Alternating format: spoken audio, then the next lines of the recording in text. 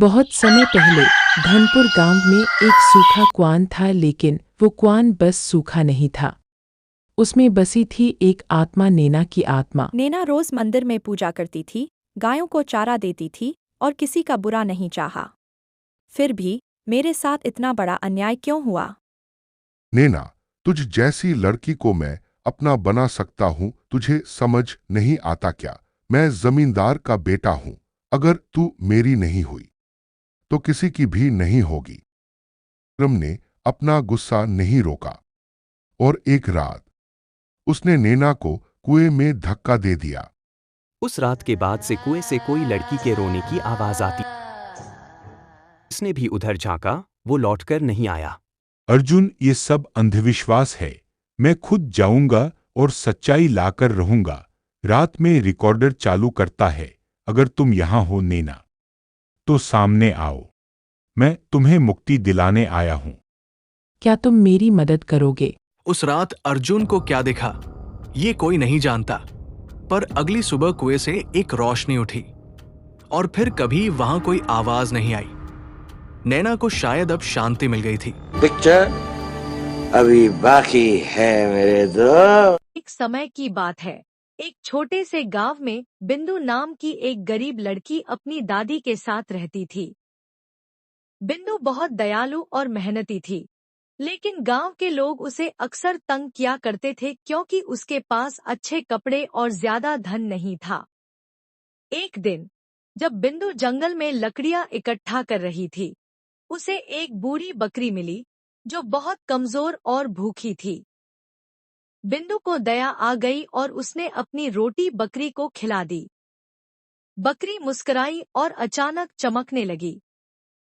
कुछ ही पलों में वह एक सुंदर परी में बदल गई। परी ने कहा, बिंदु, तुम बहुत दयालु हो। मैं तुम्हें एक जादुई तोहफा देना चाहती हूँ।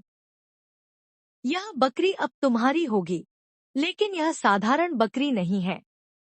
जब भी तुम, जादूगर बकरी, मेरी मदद करो कहोगी, यह तुम्हारी सहायता करेगी।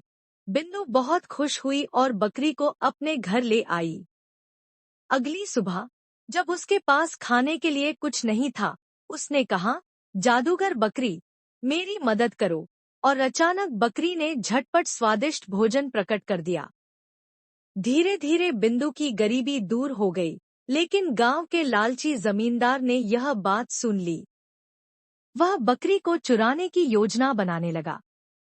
एक रात उसने बकरी चुरा ली और अपने घर ले गया। उसने सोचा, अब मैं अमीर बन जाऊंगा, और बोला, जादूगर बकरी, मेरी मदद करो।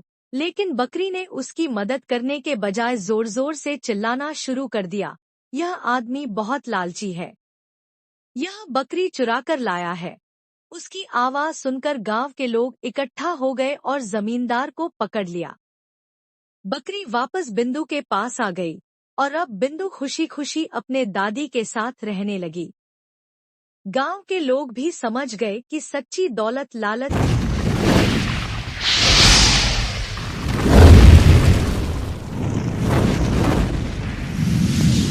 चालाक मोर। बहुत समय पहले की बात है। एक हरे भरे जंगल में मोहन नाम का एक सुंदर मोर रहता था। उसके पंख इतने चमकीले थे कि जंगल के सारे जानवर उसकी तारीफ करते नहीं थकते थे। लेकिन सिर्फ सुंदर ही नहीं, मोहन बहुत चालाक भी था। एक दिन जंगल में एक शिकारी आ गया। वह मोहन को पकड़कर जाल ले जाकर बेचना चाहता था। शिकारी ने जाल बिछाया और कुछ दाने डालकर मोहन को फांसने की कोशिश की। मोहन दूर से सब देख रहा था। वह समझ गया कि कुछ गड़बड़ है। उसने तुरंत एक तरकीब सोची। मोहन जोर जोर से नाचने लगा और इतनी सुंदर आवाज में गाने लगा कि शिकारी खुद मोहित हो गया। शिकारी धीरे धीरे मोहन के पास आया। मोहन ने भी थोड़ा थोड़ा आगे बढ़ना शुरू किया। जब शिकारी बिल्कुल पास आ गया, तभी मोहन एकदम तेजी से उड़ा और पास के पेड़ पर जा बैठा। शिकारी का जाल खाली रह गया। शिकारी हैरान होकर वहीं खड़ा रह गया और मोहन हंसते हुए बोला, चालाकी से जाल से बचा जा सकता है, ताकत से नहीं। उस दिन से जंगल के सारे जानवर मोहन को सिर्फ उसके सुंदर पंखों के लिए नहीं, उसकी समझदारी के लिए भी सराहने लगे।